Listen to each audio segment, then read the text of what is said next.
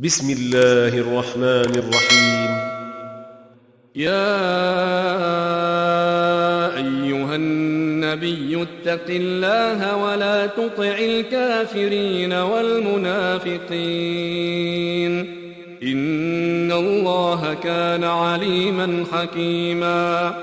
واتبع ما يوحى إليك من ربك إن الله كان بما تعملون خبيرا وتوكل على الله وكفى بالله وكيلا ما جعل الله لرجل من قلبين في جوفه وما جعل أزواجكم اللائي تظاهرون منهن أمهاتكم وما جعل أدعياءكم أبناءكم ذلكم قولكم بأفواهكم والله يقول الحق وهو يهدي السبيل ادعوهم لآبائهم هو أقسط عند الله فإن لم تعلموا آباءهم فإخوانكم في الدين ومواليكم وليس عليكم جناح فيما أخطأتم به ولكن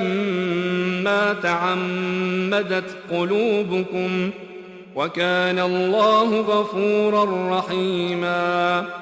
النبي أولى بالمؤمنين من أنفسهم وأزواجه أمهاتهم وأولو الأرحام بعضهم أولى ببعض في كتاب الله من المؤمنين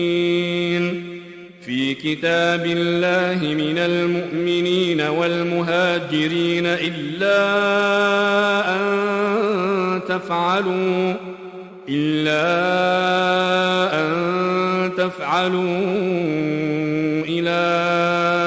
أوليائكم معروفا كان ذلك في الكتاب مسطورا وإذ أخذنا من النبيين ميثاقهم ومنك ومن نوح وإبراهيم وموسى وعيسى بن مريم وأخذنا منهم ميثاقا غليظا ليسأل الصادقين عن صدقهم وأعد للكافرين عذابا أليما يا أيها الذين آمنوا اذكروا نعمة الله عليكم إذ جاءتكم جنود فأرسلنا عليهم ريحا وجنودا لم تروها وكان الله بما تعملون بصيرا إذ جاءوكم من فوقكم ومن أسفل منكم وإذ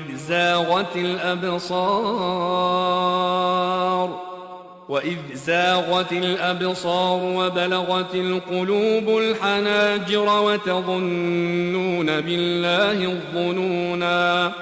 هنالك ابتلي المؤمنون وزلزلوا زلزالا شديدا وإذ يقول المنافقون والذين في قلوبهم مرض ما وعدنا الله ورسوله إلا غرورا وإذ قالت طائفة منهم يا أهل يثرب لا مقام لكم فارجعوا ويستأذن فريق منهم النبي ويستأذن فريق منهم النبي يقولون إن بيوتنا عورة وما هي بعورة إن يريدون إلا فرارا ولو دخلت عليهم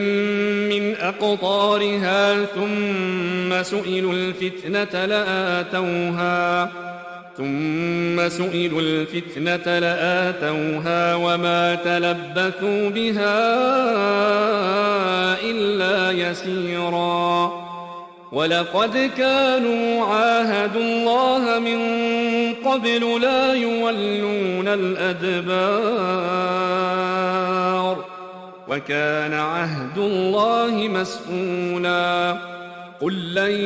ينفعكم الفرار إن فررتم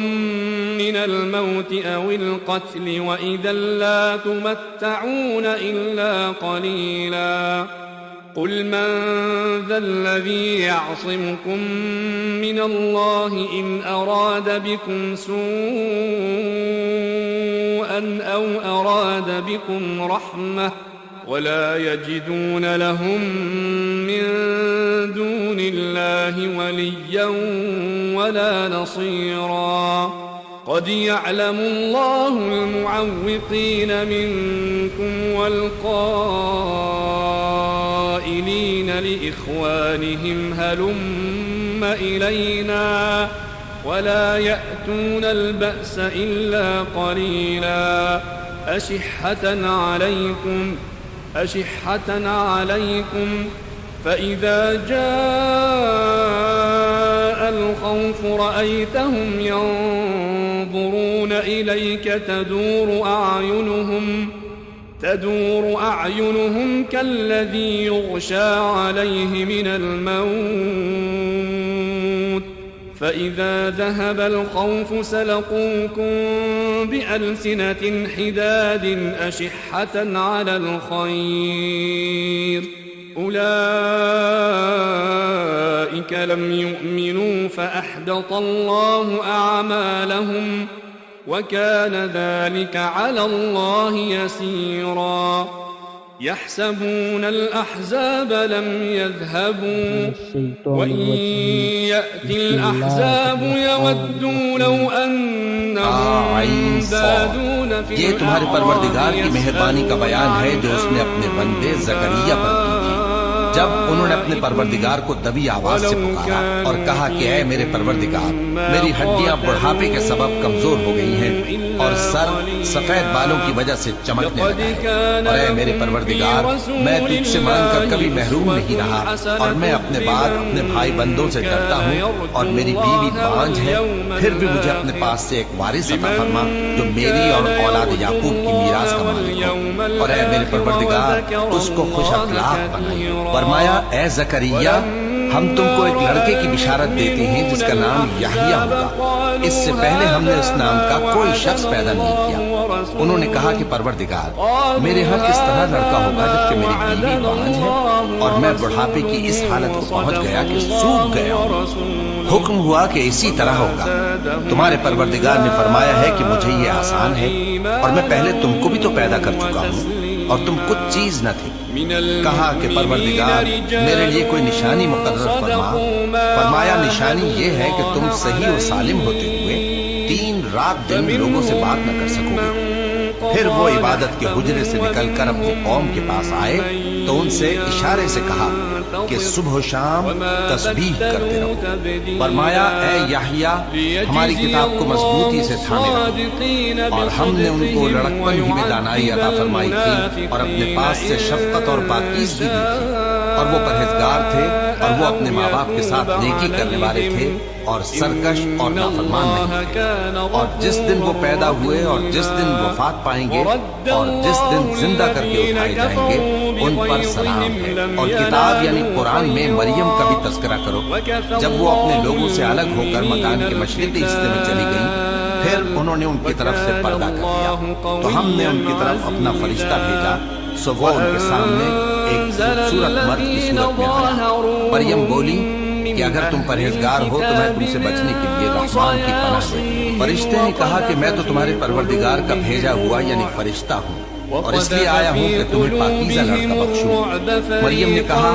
کہ میرے ہاں لڑکا کیوں کر ہوگا جبکہ مجھے کسی مرد نے بطور شوہر چھوا تک نہیں اور میں بدکار بھی نہیں ہوں۔